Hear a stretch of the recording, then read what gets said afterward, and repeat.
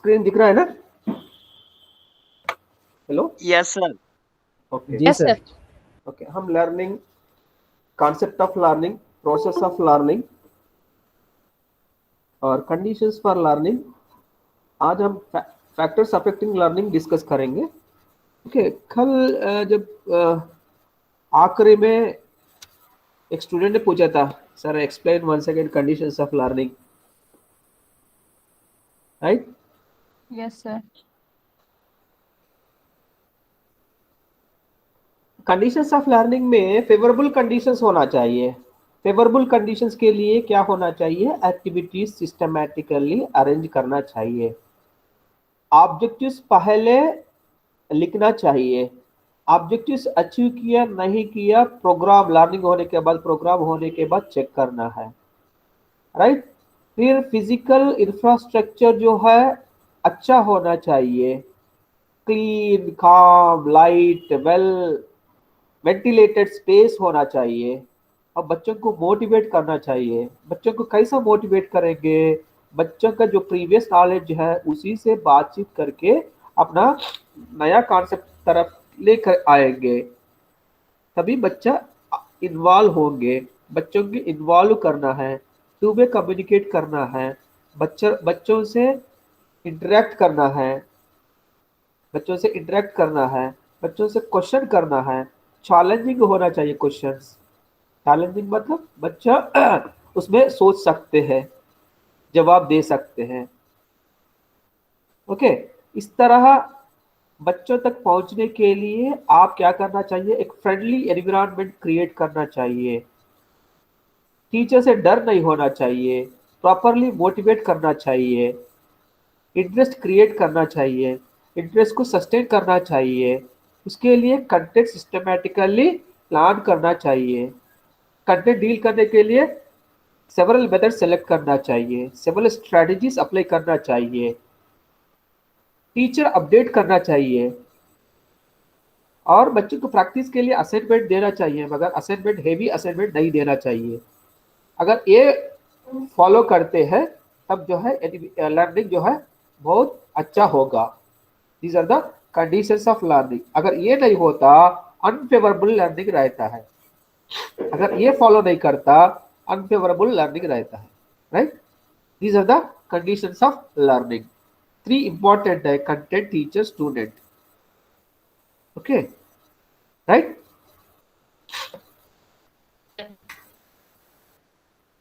Clear?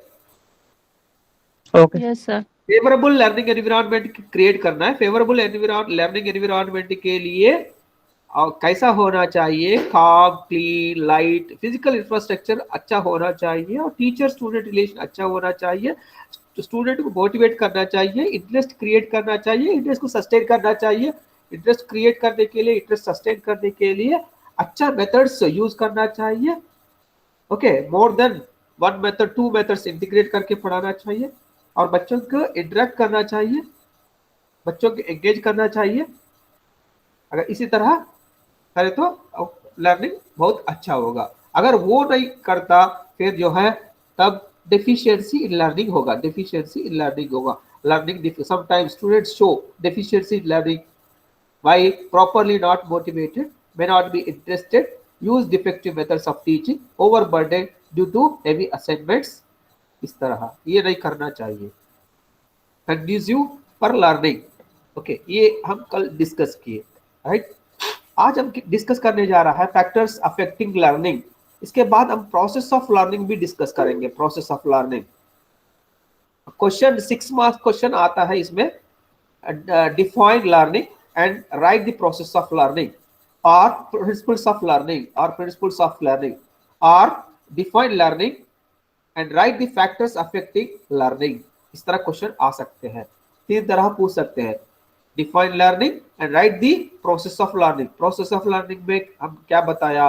Learner, learning environment and content. Content नया होना चाहिए, लर्निंग एनवायरनमेंट ओके अच्छा होना चाहिए और लर्नर का फिजिकली मेंटली फिट होना चाहिए। ये बताए थे सर रजा भाई इन करना चाह रहे, सर ज्वाइन करना चाह रहे हैं। हेलो, जी सर, ज्वाइन रजा करना कोई चाह है, रहे ज्वाइन करना चाह रहे हैं। ओके ओके ओके ओके, ठीक। ये हो गया। फिर इसके बाद प्रोसेस ऑफ लर्निंग में बताया learner, learning environment, content and principles of learning भी डिस्कस करेंगे। Principles of learning theories of learning से डिराइव जो किया गया है, थॉरनडाइक थ्योरी, पावलोव थ्योरी, स्किनर जो थ्योरी से डिराइव किया वो नेक्स्ट इसके बाद फैक्टर्स अफेक्टिंग लर्निंग के बाद डिस्कस करेंगे। अभी जो डिस्कस करने जा रहा है, अभी तक जो डिस्कस किया 6 मार्क का क्वेश्चन, एक क्वेश्चन एक्सपेक्ट कर सकते हैं। कैसे एक्सपेक्ट कर सकते हैं? Define learning and good right the. Morning sir. Good morning. Good morning. Right, define learning, learning का माने क्या है, और right the process of learning, एक क्वेश्चन। और सेकंड क्वेश्चन इस तरह पूछ सकते हैं, लर्निंग का माने क्या है, सीखने का माने क्या है, and right the factors affecting learning. Okay, और क्वेश्चन ये भी ऐसा कर सकते हैं, थर्ड क्वेश्चन इस तरह क्वेश्चन कर सकते हैं, define learning and right the process of learning. तीन तरह क्वेश्चन 6 मार्क के लिए पूछ सकते हैं, राइट। अभी हम डिस्कस करने जा रहे हैं फैक्टर्स दैट अफेक्टिंग लर्निंग।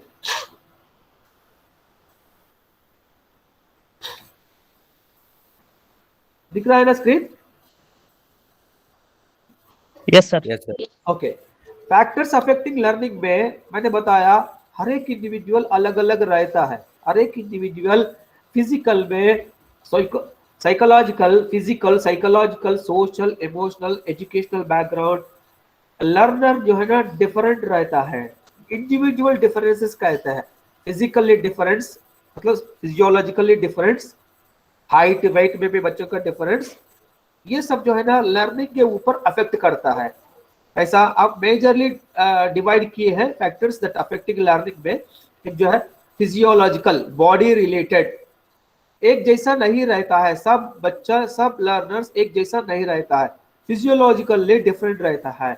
वो लर्निंग में, लर्निंग के ऊपर इफेक्ट करेंगे। कैसा करेंगे डिस्कस करेंगे।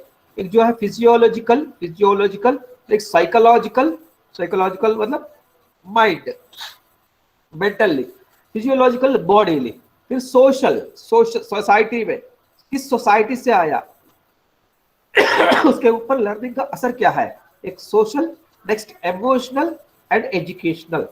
आप एग्जामिनेशन में क्वेश्चन करें तो आप इस तरह स्प्लिट करके पॉइंट वाइज करके लिखे तो बहुत अच्छा मार्क्स आप जो है हासिल करेंगे।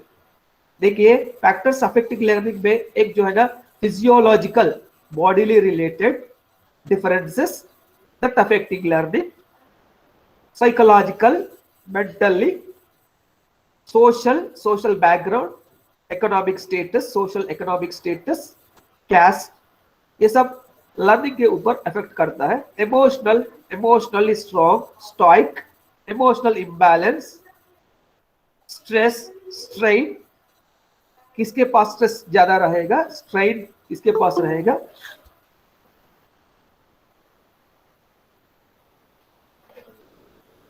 Educational background, educational background of the parents, इससे भी लर्निंग अफेक्ट करता है। एक एक डिस्कस करेंगे। फिजियोलॉजिकल, बॉडीली, देखिए appearance, appearance, appearance affecting learning, appearance affecting learning कैसा हम बताते हैं। टीचर ट्रेनिंग कॉलेजेस में आप एक ड्रेस कोड लगाते हैं, एक टीचर टीचर की जैसा होना चाहिए, टीचर एक जोकर की जैसा नहीं होना चाहिए। Uniform appearance, uniform, neatness, cleanness, appearance. Okay, आपका अपीयरेंस, अगर आप face is the index of, face is the index of the, hello जी सर। जी सर। हाँ सुन रहा है ना। देखिए अपीयरेंस, आपका अपीयरेंस अच्छा होना चाहिए। अपीयरेंस मतलब आपका फिजिकल अपीयरेंस, आपका looking good looking, clean, neat. Okay, आपका जो क्रॉप सही तरीके से कोमिंग करके आना है। अब जब मैं एमएड करता था, आ रही मैसूर में एनसीईआरटी में, मेरा प्रिंसिपल क्लास को आके चेयर्स इरेगुलर रहता था, चेयर्स को जो है ना एक सेटराइट करके सर क्लास देता था। आवाज कट रही है सर। आवाज कट रहा है। सर सबके इसमें नहीं कट रहा, मेरा ठीक आ रहा है। सर। ओके नहीं सर, थोड़ा बहुत लोग सर एक्चुअली बहुत लोग ज्वाइन भी नहीं हो पा रहे हैं सर। अभी तो 24 स्टूडेंट ज्वाइन कर चुके हैं। अभी बता दीजिए, अगर कोई है तो फिर रिक्वेस्ट करने के बता दीजिए, एक ग्रुप में डाल दीजिए, मैं एडमिट करता हूँ यहाँ, राइट। ओके हाँ, देखिए आपका अपीयरेंस अच्छा होना चाहिए। देखिए अगर क्लास को बिना नहा के, बिना जो है ना ड्रेसिंग नहीं करके आते हैं ना, फिर उनका जो है ना माइंड उसी तरह काम नहीं करता है, उसके ऊपर लर्निंग अफेक्ट होगा।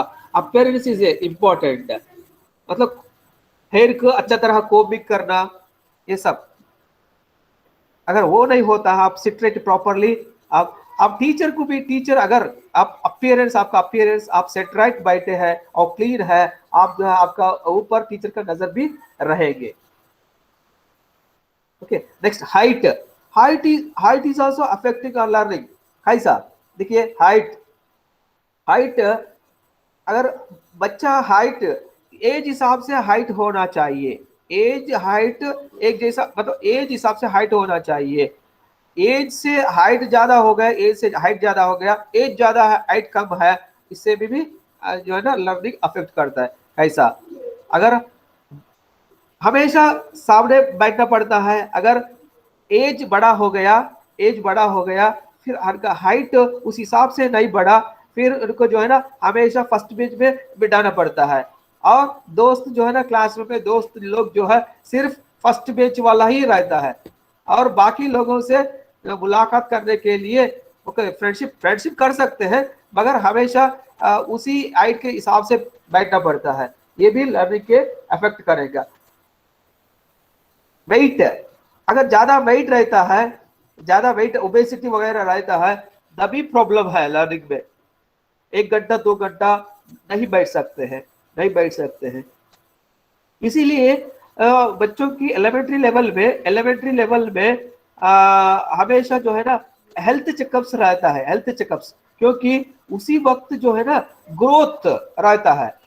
ग्रोथ जब अडोलसेंट एज आने तक जो है ना, ग्रोथ बच्चों का एज हिसाब से इनका हाइट वेट सही है नहीं है चेक करते हैं, रिकॉर्ड भी करते हैं।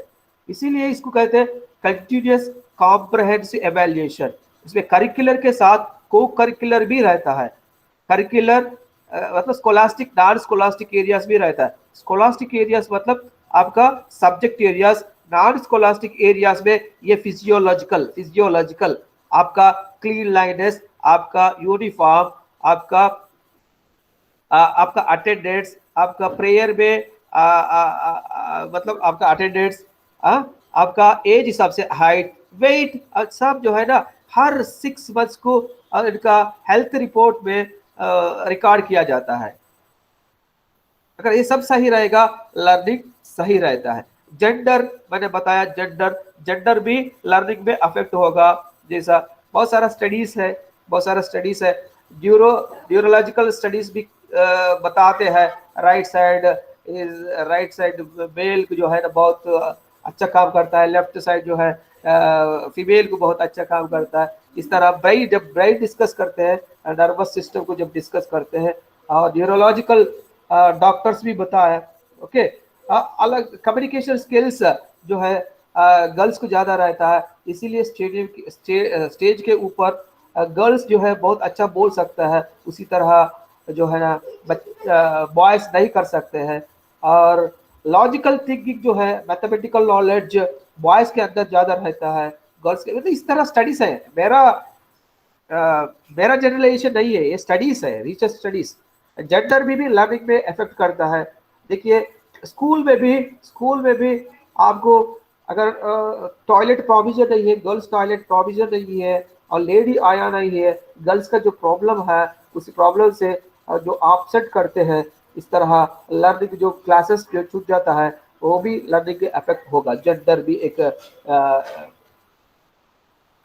रीजन है लर्निंग में। Okay next, colour complexion. कल मैं बताया था कलर अगर फेयर कलर है तो आप वीडियो रिकॉर्डिंग करना, फिर फेयर कलर वाला को सेलेक्ट करेंगे, जो फेयर नहीं रहता है उनको जो मतलब उस वीडियो रिकॉर्डिंग में इनको जो है ना मतलब वीडियो रिकॉर्ड में इनको सेलेक्ट नहीं करते हैं, ये भी एक मतलब बच्चा फील होता है, मतलब एक एग्जाम्पल है। ओके, इसके बाद नीड, फिजियोलॉजिकल नीड, फिजियोलॉजिकल, देखिए अब्राहम मास्लो कहते हैं फिजियोलॉजिकल नीड, बॉडी की जो चाहिए, बॉडी जिंदा होने के लिए क्या होना चाहिए, फूड होना चाहिए, ऑक्सीजन होना चाहिए, वाटर होना चाहिए।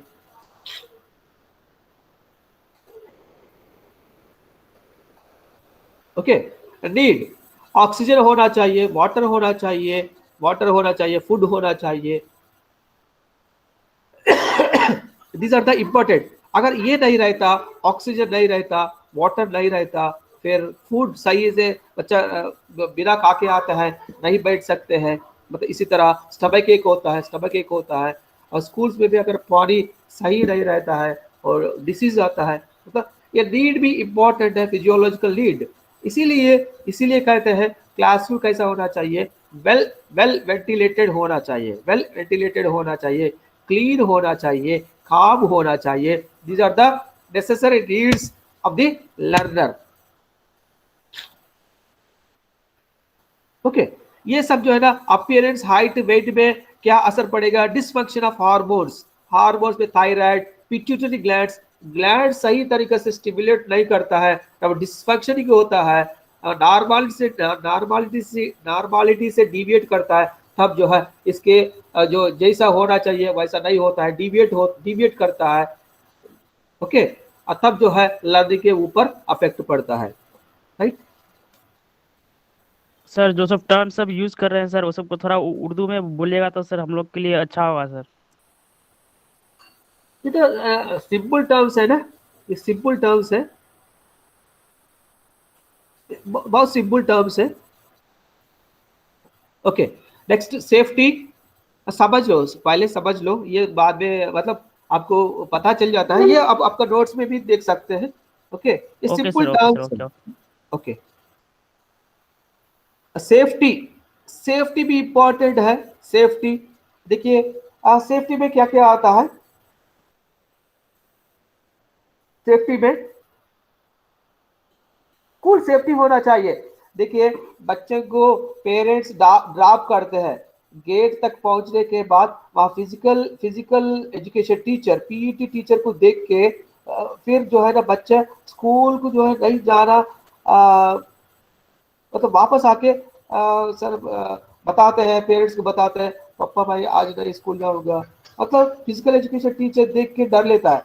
फिजिकल एजुकेशन टीचर क्या किया होगा ये हम इंक्वायरी नहीं करते हैं, बच्चे को फोर्स करते हैं स्कूल जाने के लिए, और बच्चे क्यों वापस आ रहा है, क्या प्रॉब्लम है, ओके, सेफ्टी मेजर से लिया है, ओके, तो क्यों अब्यूज किया होगा, फिजिकल एजुकेशन टीचर अब्यूज की, पीईटी टीचर अब्यूज किया हो गया, गर्ल चाइल्ड के ऊपर अब्यूज किया होगा, सेफ्टी नहीं है वहाँ, सेफ्टी नहीं है, इसीलिए स्कूल नहीं जाना चाह रहा है, इसलिए लर्निंग के ऊपर इफेक्ट होगा। कैसा होना चाहिए, एक फ्रेंडली एनवायरनमेंट होना चाहिए, सेफ्टी होना चाहिए, केयर होना चाहिए, लव एंड अफेक्शन, नेक्स्ट जो है लव एंड अफेक्शन होना चाहिए, रिकॉग्नाइज करना चाहिए, बच्चे को रिकॉग्नाइज करना चाहिए, अप्रिशिएट करना चाहिए, सेल्फ रेस्पेक्ट देना चाहिए। ओके, बच्चे को रिकॉग्नाइज करना, अप्रिशिएट करना, बच्चे के ऊपर जो है ना केयर करना है, हर एक बच्चे को एक अपना बेटा की जैसा ट्रीट करना है, तभी जो है लर्निंग होगा, नहीं तो लर्निंग आप जो एक्सपेक्ट कर रहा है उसी तरह नहीं होगा। चाइल्ड अफ्राइड ऑफ टीचर और फील्स अनसेफ। अब बच्चा क्वेश्चन करते हैं ना, जब बच्चा क्वेश्चन करते हैं तब टीचर रोक लेता है, आप तो चुप बैठो, फिर तो बाद में मतलब आप हमेशा क्वेश्चन करते हो, इसी तरह डांट लेता है, उसी तरह नहीं करना है। जब बच्चों को ज़्यादा क्वेश्चन करने के लिए एनकरेज करना है, वो ज़्यादा क्वेश्चन एनकरेज करने के लिए क्वेश्चन जो है बच्चों को क्लैरिटी देना है, क्लैरिफाई करना है, जो भी डाउट्स है क्लैरिफाई करना है, इस तरह टीचर रिलेशनशिप अच्छा मेंटेन करना है, लव एंड अफेक्शन अगर रहता है फिर जो है लर्निंग अच्छा। दीज आर दी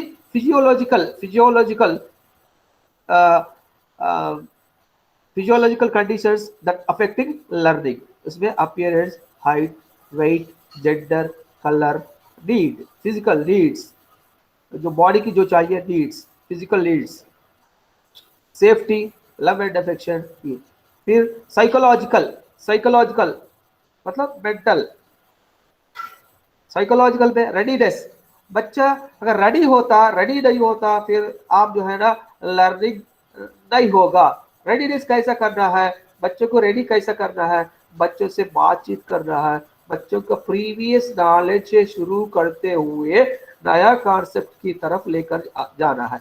जैसा प्ले ग्राउंड में आप देखते हैं क्रिकेट कोच जो है क्रिकेट खेलने से पहले प्लेयर को क्या कर लेता है, एक दो राउंड जो है रनिंग के लिए भगाते हैं, तब जो है रेडी होगा, फिर इसके बाद खेल शुरू होगा। इस तरह टीचर भी रेडी करना है। कैसा रेडी करना है, बच्चों से बातचीत करते हुए, बच्चों को प्रीवियस नॉलेज से रिलेट करते हुए नया कॉन्सेप्ट की तरफ लेकर जाना है, तभी लर्निंग होगा। नेक्स्ट मोटिवेशन, मोटिवेशन बच्चों को मोटिवेट करना है। बच्चों को कैसा मोटिवेट करना है, एक जो है ना आपने पढ़ाया, फिर बच्चों को आई कांटेक्ट किए, केयर किए, ओके, बच्चों की अप्रिशिएट भी ये किए, बच्चों को काम को जो रिकॉग्नाइज भी किए, तब बच्चा मोटिवेट होगा। बच्चों की आप इन्हें एग्जाम लिए, एग्जाम होने के बाद आप रिजल्ट नहीं बताया, बच्चा मोटिवेट नहीं होगा, बच्चा मोटिवेट नहीं होगा। आप एग्जाम लिए, तुरंत इनका रिजल्ट भी बताना है, तभी बच्चा मोटिवेट होगा। ओके, मोटिवेट करना है। कैसा मोटिवेट करेंगे, हेलो जी सर। हाँ, कैसा मोटिवेट करेंगे, बच्चों के अंदर जो है, बच्चों के अंदर जो नॉलेज है उसी नॉलेज से मोटिवेट करके फिर गेयर करना है, गेयर करना है, तब बच्चा मोटिवेट होगा। ओके, मोटिवेशन को जो है डिले नहीं करना चाहिए, डिले नहीं करना चाहिए मतलब आपने एग्जाम लिए, एग्जाम होने के बाद तुरंत इनको जो है ना, बच्चे के अंदर ये होता है मेरा कितना मार्क्स आया होगा, अब मैंने क्या गलती किया होगा, मेरा पोजीशन क्या है, ये सब बच्चे के अंदर रहता है, क्यूरियोसिटी रहता है। उस क्यूरियोसिटी को अगर आप डिले किया मार्क्स देने में, पेपर्स जो है ना एवेल्यूएट करने में देर किया, फिर बच्चा जो है ना डीमोटिवेट होता है, डीमोटिवेट होता है। वो नहीं होना चाहिए, डिले नहीं करना चाहिए, तुरंत करना चाहिए, तब जो है बच्चे को जो मोटिवेट करके फिर आगे बढ़ेंगे, आगे सीखने के लिए ये अफेक्ट करेगा। नेक्स्ट इंटेलिजेंस, इंटेलिजेंस मैंने बताया, इंटेलिजेंस, इंटेलिजेंस वेरी सिंपल है, responding to the situation, responding to the situation. अगर अगर क्लास में सब सही चल रहा है, इंटेलिजेंट है, इंटेलिजेंस, इंटेलिजेंस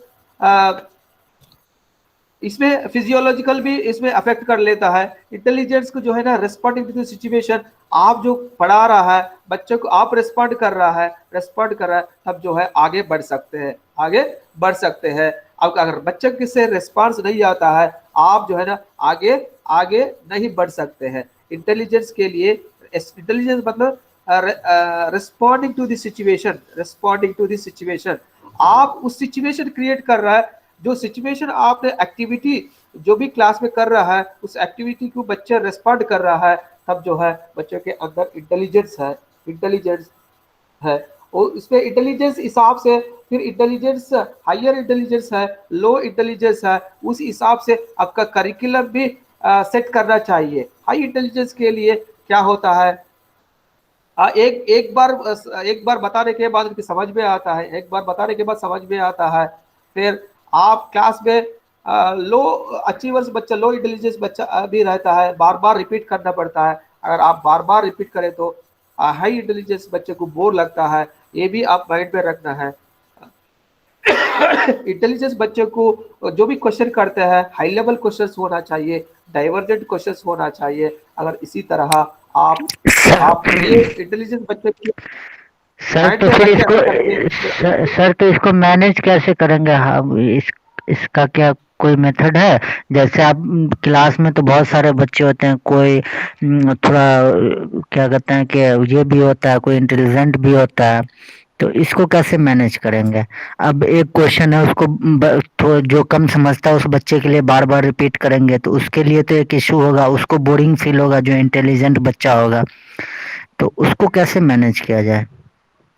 इसमें इंटेलिजेंस बच्चों को हम गिफ्टेड चिल्ड्रन कहते हैं। गिफ्टेड चिल्ड्रन को जो है ना बहुत कम बच्चा रहता है, स्कूल में एक बच्चा रहता होगा, ज्यादा नहीं, लेस परसेंट, 1% भी पूरा डिस्ट्रिक्ट में भी, पूरा डिस्ट्रिक्ट में 1-2% में ज्यादा नहीं रहता है, इसलिए इसके लिए। सर अब जैसे मान लीजिए एक क्लास में 5 ही बच्चा ऐसा है जो अच्छा है, पढ़ने में ठीक है, लेकिन कुछ बच्चे हैं जो पढ़ने में ठीक नहीं है, तो उसको कैसे मैं वो क्लास अपना नहीं करते ठीक से, मतलब कि क्या कहते हैं, समझता बात को सही से नहीं है, तो अब दोनों है एक ही क्लास में, तो फिर अगर बार बार रिपीट करेंगे तो वो 5 बच्चे को प्रॉब्लम होगी, अगर एक बार बोलेंगे तो वो जो अदर बच्चे हैं उसको प्रॉब्लम होगी। तो हाँ देखिए, इस तरह बच्चों को क्या करना है, इस तरह बच्चों लेस नंबर रहता है, मैं ये बता रहा हूँ, एक एक क्लास में मुश्किल से एक बच्चा नहीं मिलेंगे,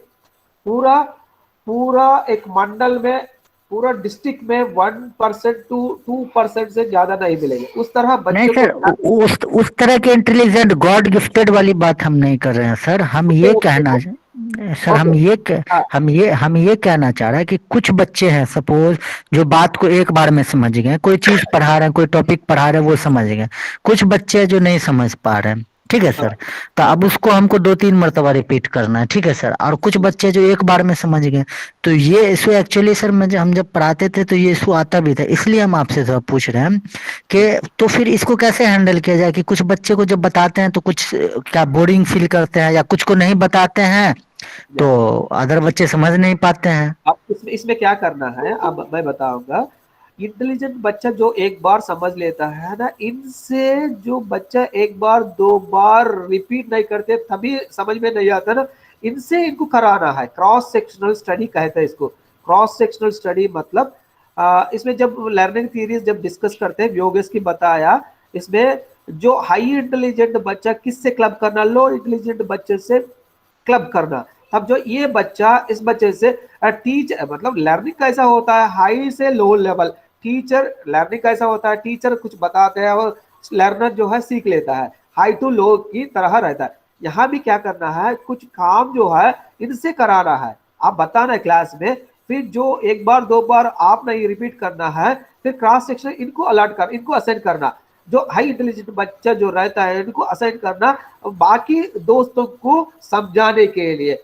जो उनका दोस्त जो समझाते हैं जल्दी समझ में, आप समझाने से दोस्त जब समझाते हैं ना तब जल्दी समझ में आता है, इसको कहते हैं तो क्रॉस सेक्शनल स्टडी। तो फिर सर यहाँ फिर एक प्रॉब्लम इशू ये होता है हाँ कि बच्चे अपने आप को मतलब कि ये थोड़ा सा उसको क्या कहते हैं सर, इरिटेट हो जाता है कि अरे हमारे साथ पढ़ता है, हम ही को समझा रहा है, इस तरह करके कुछ प्रॉब्लम आ जाती है। हाँ, इसीलिए आप एक्चुअली क्या करना है, एक्चुअली सर ये मैंने फेस किया है, इसीलिए मैं आपसे पूछ रहा हूँ।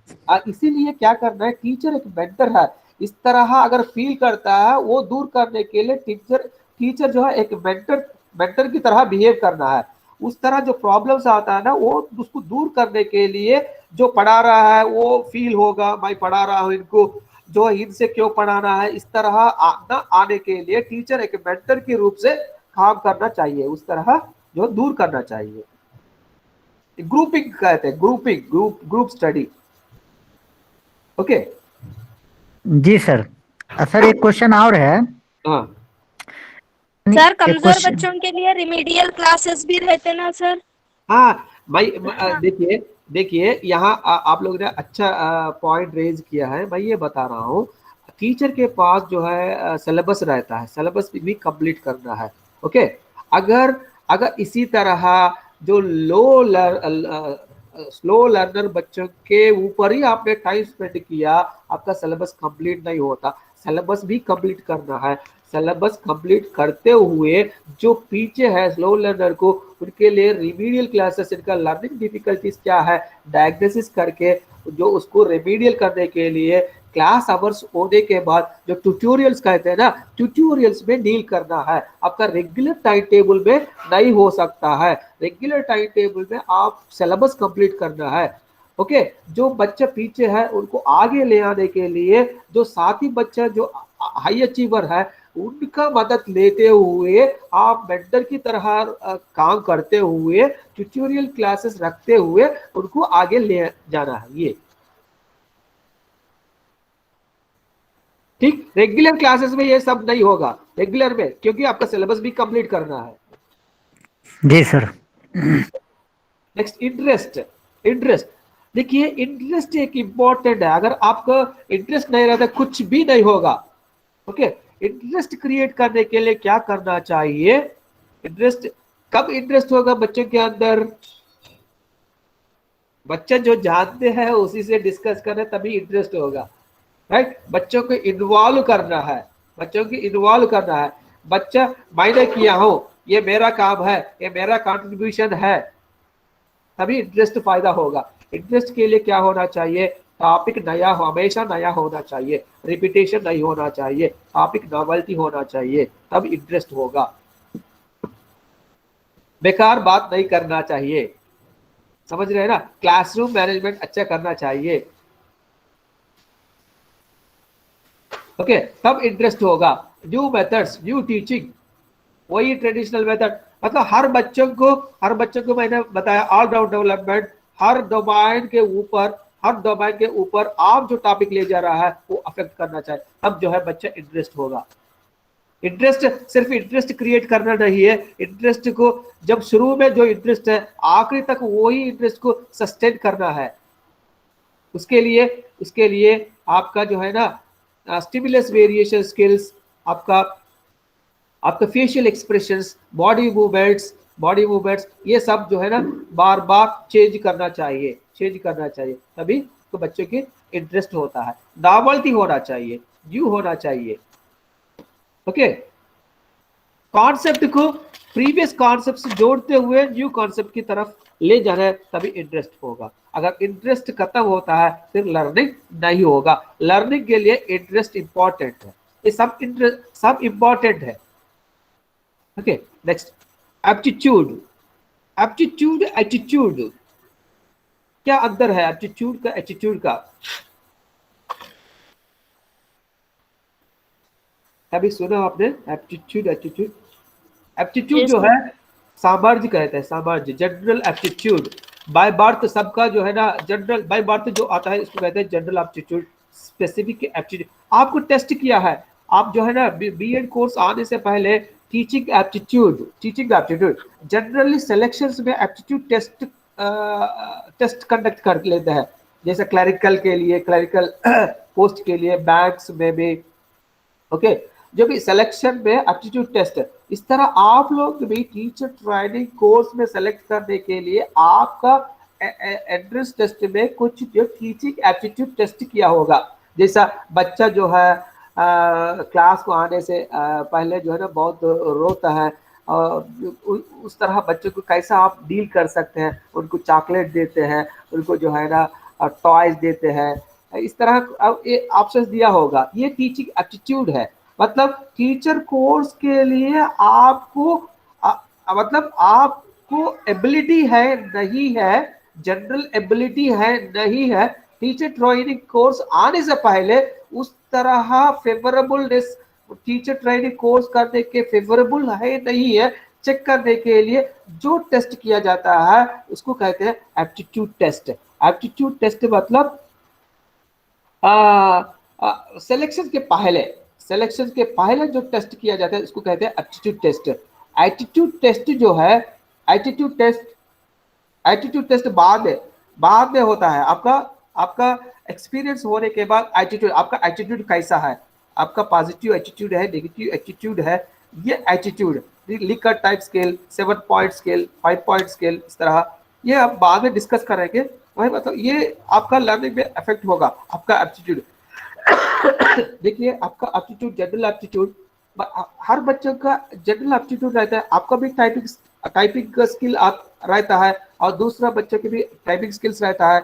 जनरल एप्टीट्यूड में आप जो है ना आपका दोस्त से थोड़ा टाइम जो है स्पीड कर सकते हैं। आप ट्रेनिंग लिए, आपका फ्रेंड भी ट्रेनिंग नहीं लिए, फिर भी आपका दोस्त से जनरल में आप जो है ना आपका दोस्त से पहले मतलब बहुत स्पीड करता है। ओके, अगर आपको जो ट्रेनिंग दिया जाता है, टाइपिंग ट्रेनिंग दिया जाता है, फिर आप जो है बहुत एक्सेल होगा, उसको कहते हैं स्पेसिफिक एप्टीट्यूड। सामर्थ्य, जनरल सामर्थ्य, फिर स्पेसिफिक एप्टीट्यूड। फिर एटीट्यूड, एटीट्यूड कैसा देखिए, और बच्चों की पॉजिटिव एटीट्यूड होना चाहिए सब्जेक्ट के ऊपर, टीचर के ऊपर, फ्रेंड्स के ऊपर, आपका आपका इंस्टीट्यूशन के ऊपर पॉजिटिव एटीट्यूड। अगर पॉजिटिव एटीट्यूड नहीं रहता फिर लर्निंग नहीं होगा। ऐसा है नेगेटिव एटीट्यूड, मेरे से कहा होगा, अरे मेरे से होता नहीं है, मेरे को मैथमेटिक्स आता नहीं है, ये नेगेटिव एटीट्यूड है। अगर ये नेगेटिव एटीट्यूड रहता फिर लर्निंग नहीं होगा। लर्निंग के लिए पॉजिटिव एटीट्यूड होना चाहिए।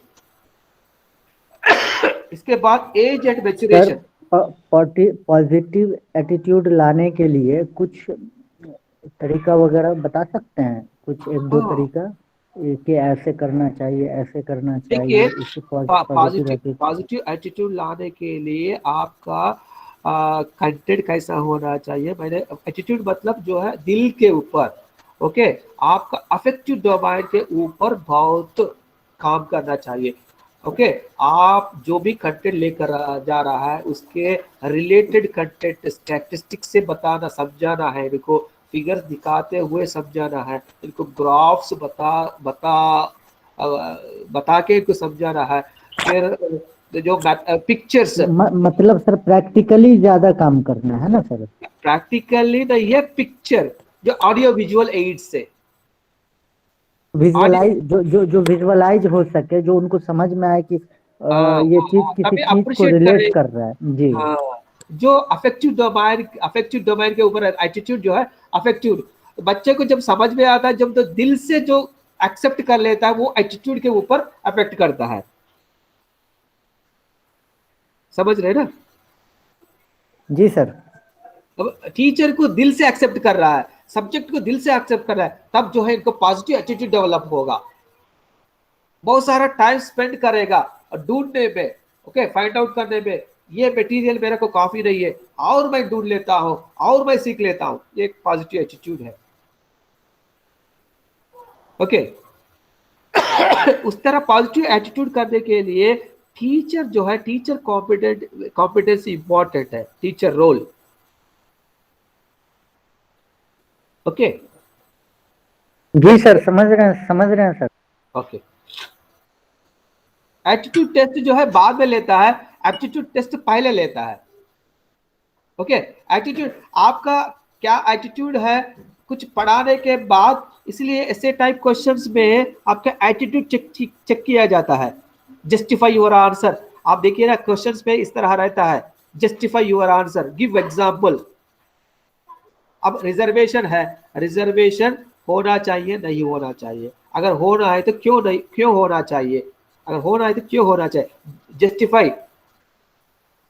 जस्टिफाई आपका एटीट्यूड पता चल जाता है उसमें किस तरह एटीट्यूड है, फेवरेबल एटीट्यूड है, अनफेवरेबल एटीट्यूड है, लाइक है, डिसलाइक है। अगर लाइक होता फिर लर्निंग होगा, अच्छा लर्निंग होगा। Okay, next age and maturation. Age and maturation देखिए यहां, no learning can taken individually,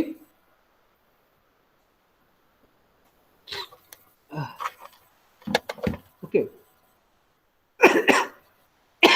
एक जैसा नहीं होता है लर्निंग जो है ना, हर एक बच्चे का एक जैसा नहीं होता है। अब maturity helps in solving difficulties. Okay, maturity age के हिसाब से मैच्योरिटी भी होना चाहिए। Learning directly depends upon the age and maturation. Age and maturation देखिए, एज का मैंने नेचर एंड सर वो दिख नहीं रहा सर, मैच्योरिटी को डैश करके जो वो नो लर्निंग कैन करके लिखा हुआ है सर, वो पूरा स्क्रीन पे इस तरफ लाइन है सर, कटा हुआ नजर आ रहा वो।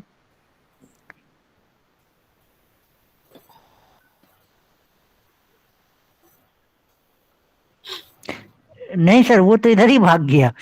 एक्चुअली उसको जूम आउट करना पड़ेगा सर, जूम आउट और करना पड़ेगा सर। ठीक है सर, कोई नहीं सर, कोई नहीं सर, वो देख लेंगे हम आपके। Okay thank you sir. No मैं बता रहा हूं यहाँ, आप ये पूछ रहा था ना, ये जो डैश लिखा हुआ ये, ओके देखिए फर्स्ट पॉइंट ये है, हाँ, एज एंड मैच्योरेशन में फर्स्ट पॉइंट जो है, learning directly depend upon age and maturation. Learning directly depend upon age and maturation. देखिए मैं जब एमएड करता था एक हॉस्टल में एमएड बच्चे के साथ साथ जो है बीएसएड 4 ईयर इंटीग्रेटेड बच्चों को रखते थे। मेरे को समझ में नहीं आया पहले, क्योंकि उसमें बच्चा जो है ना बीएसएड बच्चा इंटर में 10+2 होने के बाद 4 ईयर इंटीग्रेटेड में जो ज्वाइन कर लेते हैं, इनको अलग हॉस्टल में नहीं रखते हैं, सीनियर एमएड स्टूडेंट से इनको जो है हॉस्टल में रखते हैं। बाद में पता चला है इनको जो है ना बच्चा जो हॉस्टल में फिर हॉस्टल में कुछ जो है इस तरह मतलब जो सीनियर स्टूडेंट्स रहता है, एमएड बच्चा रहता है, एमएड मतलब पीजी स्टूडेंट्स के साथ रहता है। थोड़ा सा बीएसएड बच्चा 10+2 कंप्लीट हुआ बच्चा जो है थोड़ा सिंसियरली रहता है, calm रहता है, अच्छा रहता है। ओके, इसीलिए इनके साथ क्लब किया जाता है, ज्यादा नखरा नहीं करता है। इसीलिए age and maturation important, learning directly depend upon age and maturation.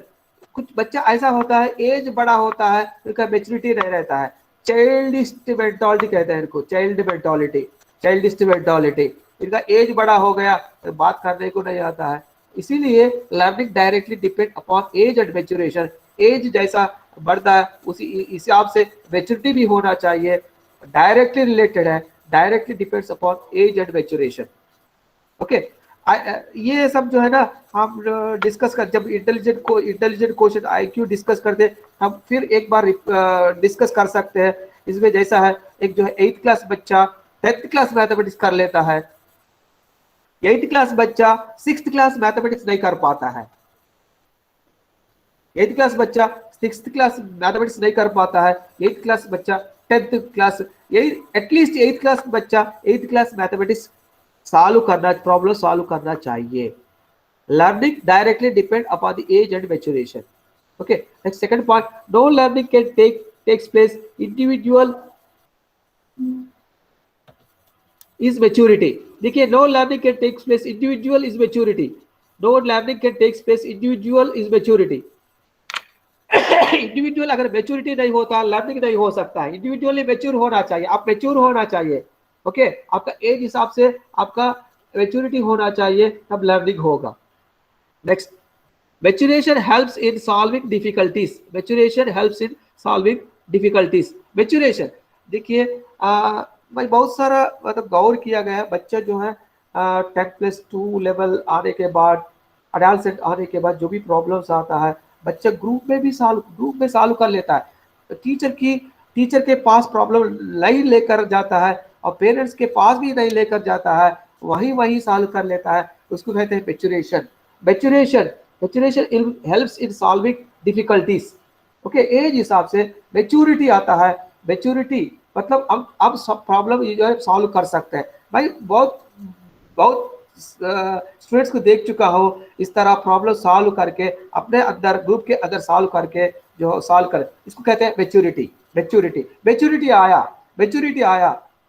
Okay, problem जो है किसी दूसरे की तरफ, पेरेंट्स की तरफ, टीचर की तरफ नहीं लेकर गया, मैच्योरिटी आया, अपने आप जो है प्रॉब्लम सॉल्व किए। ये maturity and age and maturation. इस स्टेज में अब क्या कर लेता है, सिर्फ अब गेयर कर लेता है, फिर आप लोग जो है मैच्योरिटी आया। इसलिए आपको जो है हम जो पढ़ाते हैं अंडरगॉगिंग कहते हैं, आप लोग जो टीचर स्टूडेंट को पढ़ाते हैं pedagogy. Okay, methods of teaching. Okay, बच्चों की जो मेथड्स ऑफ टीचिंग जो यूज करते हैं उसको पेडागॉगी। आप जो मैच्योरिटी बच्चे हैं, आप जो एक पॉइंट समझाने के बाद आप जो है जल्दी समझ लेता है, इसको कहते हैं maturity, age and maturation. Age हिसाब से अगर मैच्योरिटी रहता है अब लर्निंग नहीं होगा, एज हिसाब से मैच्योरिटी नहीं रहता है तब लर्निंग नहीं होगा। 8th क्लास बच्चा एटलीस्ट 1 मिनट, 8th क्लास बच्चा 8th क्लास मैथमेटिक्स नहीं करना, 8th क्लास बच्चा 8th क्लास मैथमेटिक्स करना चाहिए। अगर नहीं कर सकता है उनका मैच्योरिटी नहीं है, लर्निंग नहीं होगा। हाँ, कुछ पूछ रहे थे? जी सर, मैच्योरिटी बढ़ाने के लिए कुछ किया जा सकता है, एक्टिविटी वगैरह कुछ इस तरह का काम? यस, हाई लेवल प्रॉब्लम्स दिया जाता है, प्रॉब्लम सॉल्विंग जो है हाई लेवल दिया जाता है। मैच्योरिटी चेक करने के लिए। वो तो सर चेक करने के लिए ना सर, अगर बच्चे में मैच्योरिटी की कमी है, एज है, मैच्योरिटी की कमी है, तो उसको बढ़ाने के लिए क्या क्या किया जा सकता है सर? मैच्योरेशन के लिए उनको क्या डायग्नोसिस करना है, डायग्नोस्टिक टेस्ट करके लर्निंग डिफिकल्टीज क्या है वो पहले पता करना है। तो जिस कॉन्सेप्ट्स में इनका जो है बैकलॉग है, डिफिकल्टीज है, उसको आगे लेकर जाना है।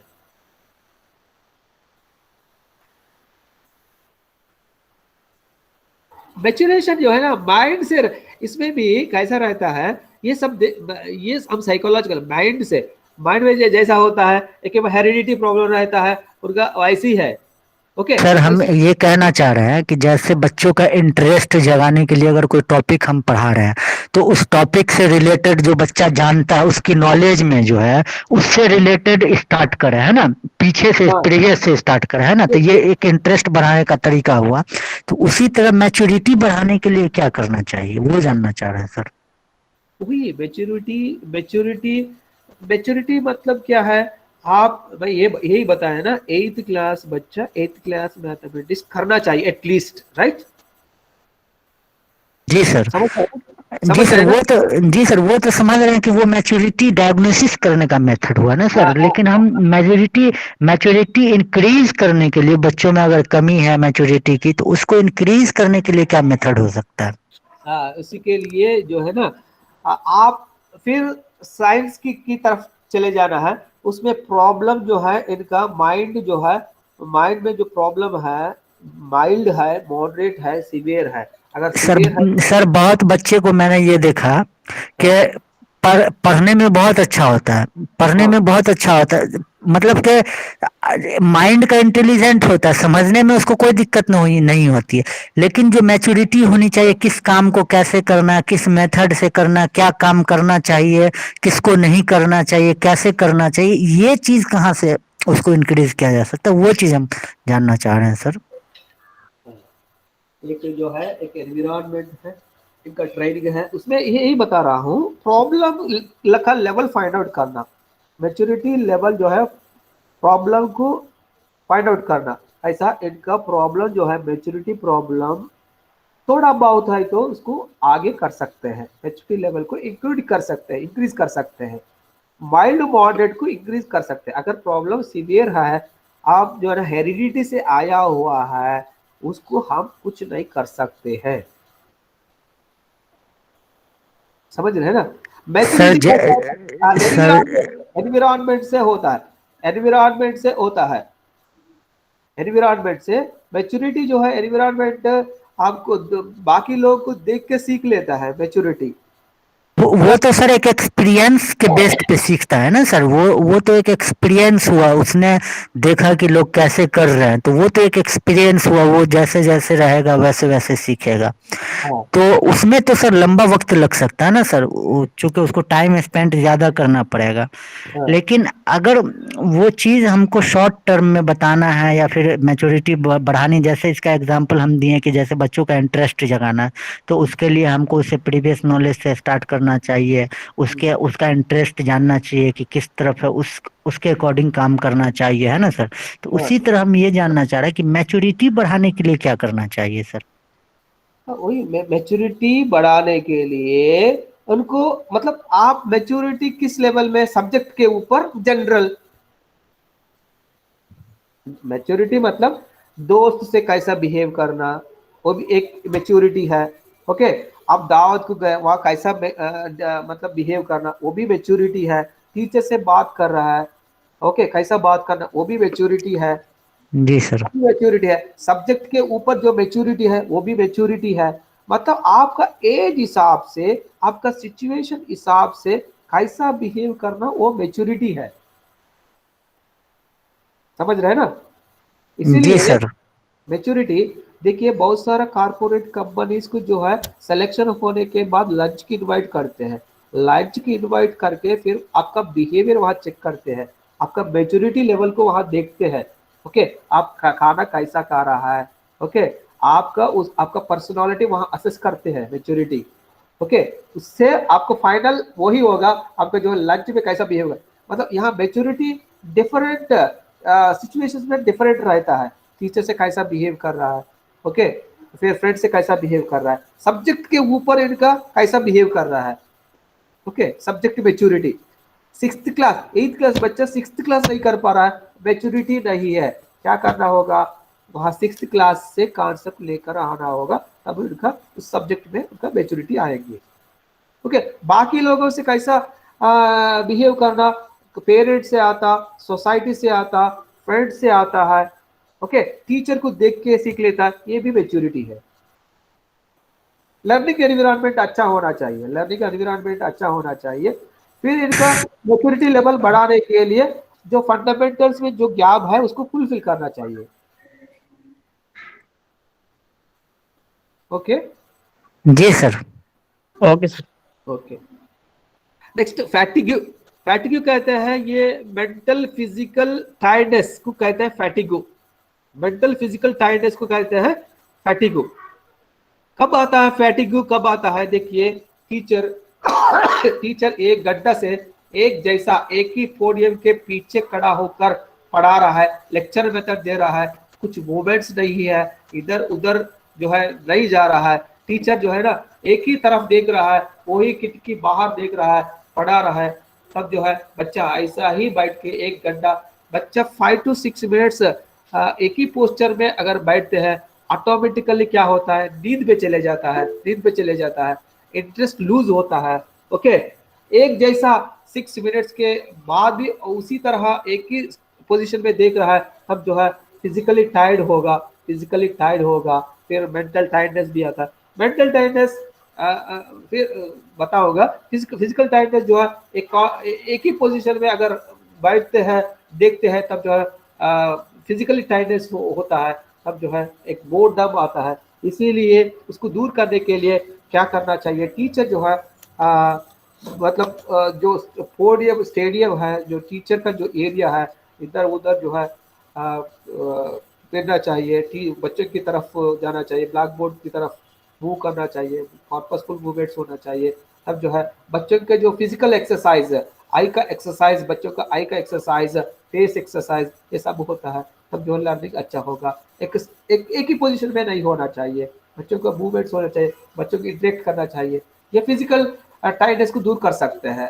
फिजिकल एक्सरसाइज होना चाहिए, फिजिकल एक्सरसाइज, इसलिए क्लास होने से पहले कुछ जो है ना एक्सरसाइज कराते हैं टीचर्स, ये फिजिकल टायर्डनेस को दूर करने के लिए। क्लासरूम में भी टीचर जो है ना टीचर मूवमेंट्स अच्छा होना चाहिए, टीचर मूवमेंट्स पर्पसफुल होना चाहिए, तब जो है फिजिकल फैटिग्यू को जो है फिजिकल टायर्डनेस को दूर कर सकते हैं।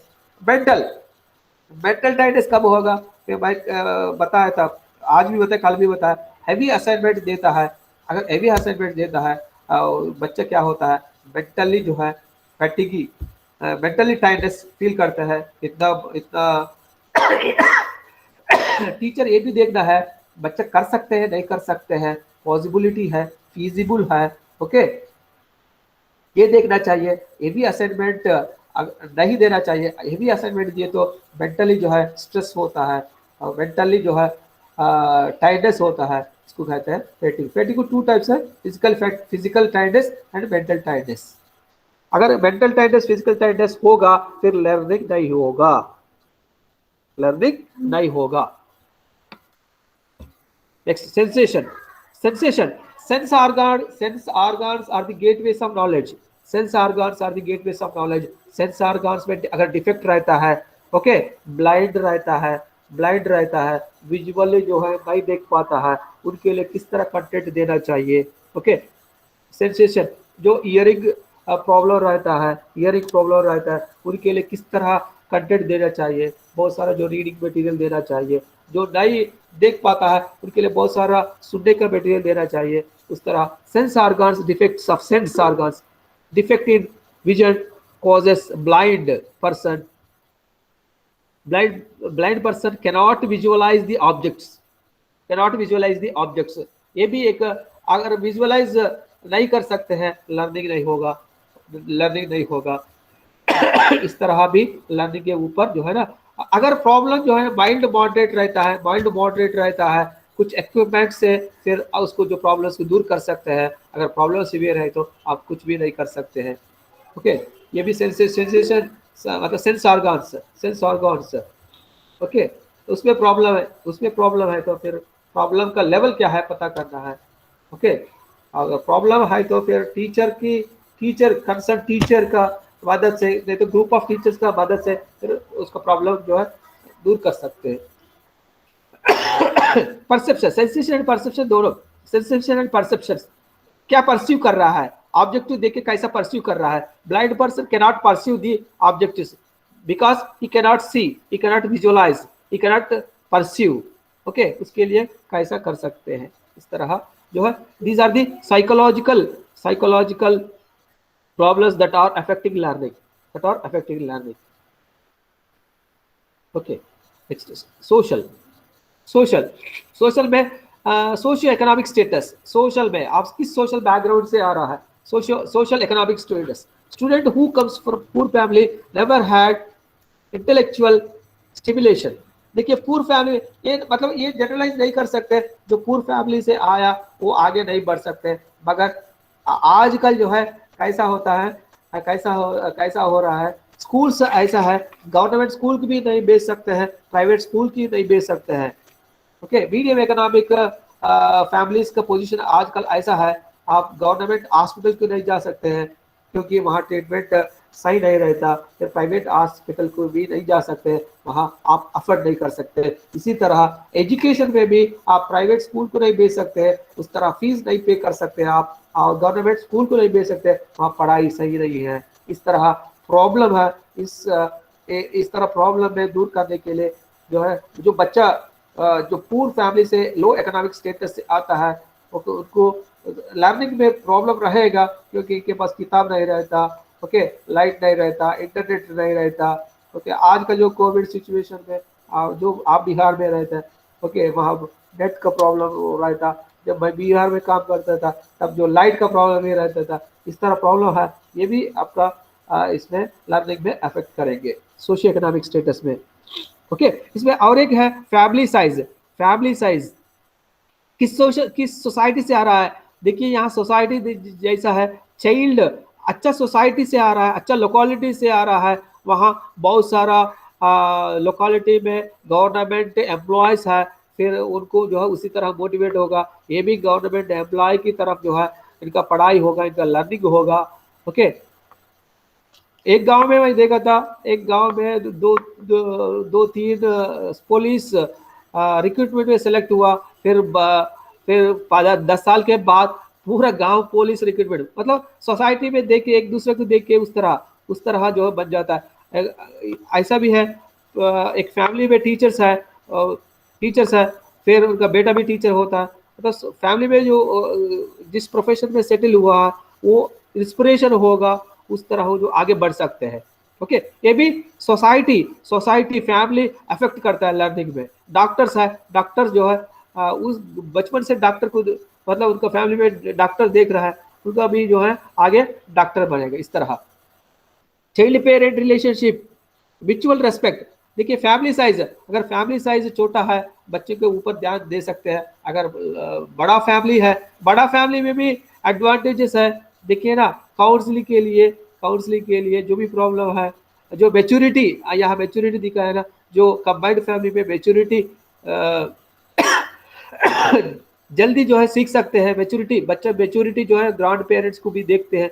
यहाँ सिंगल फैमिलीज, आइसोलेटेड फैमिलीज अगर रहता है और पेरेंट्स के पास टाइम, आजकल पेरेंट्स के पास टाइम नहीं है बच्चों की पढ़ाई देखने के लिए, क्या हो रहा है क्या नहीं हो रहा है, और उनका काम में बिजी है, तभी जो है लर्निंग के ऊपर इफेक्ट होगा, ओके। ये आपका सोशियो इकोनॉमिक स्टेटस में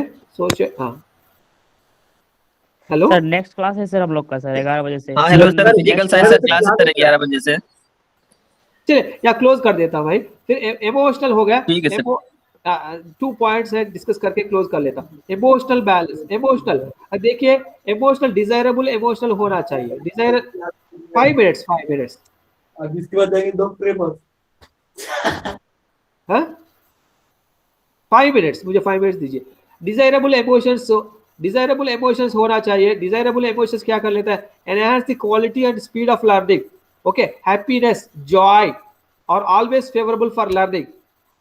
ये हैप्पीनेस जॉय अगर रहता है फेवरेबल फॉर लर्निंग, अगर एडवर्स रहता है, adverse emotions, stress, strain, tension, disturbance वगैरह रहता है, ये लर्निंग को जो हिंडर करेगा, लर्निंग को जो है रोक लेगा।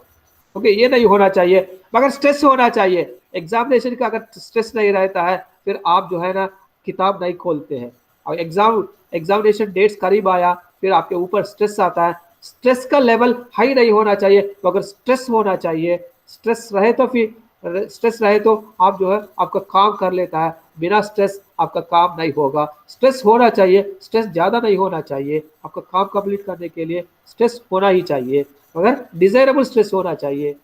Okay, these are the emotion. Stoic होना चाहिए, अगर आप सक्सेस हो गया सेम फीलिंग, अगर फेल हो गया तो भी सेम फीलिंग होना चाहिए, इमोशनली बैलेंस होना चाहिए, तभी लर्निंग अच्छा होगा। फिर एजुकेशनल बैकग्राउंड द पेरेंट्स, अगर एजुकेशनल पेरेंट्स का एजुकेशनल बैकग्राउंड रहता है फिर बच्चों का लर्निंग अच्छा होगा। Educational background of the parents नहीं होगा थोड़ा सा प्रॉब्लम होगा, क्योंकि कुछ बच्चों को समझा रहा है तो फिर पेरेंट्स अगर नहीं पढ़ा, ओके, ऐसा नहीं जनरलाइज नहीं कर सकते, फिर भी जो पेरेंट्स एजुकेशनल बैकग्राउंड पेरेंट्स है तो फिर बच्चों को उनका सीखने में, उनका लर्निंग में मदद होगा। Okay, these are the factors that affecting learning. Okay, hello, okay sir, okay. Sir yes sir. Right, yes sir. Okay, okay sir, thank you. Okay, bye. Okay sir, thank you. Thank you sir. Thank you sir. Thank you sir. Thank you sir.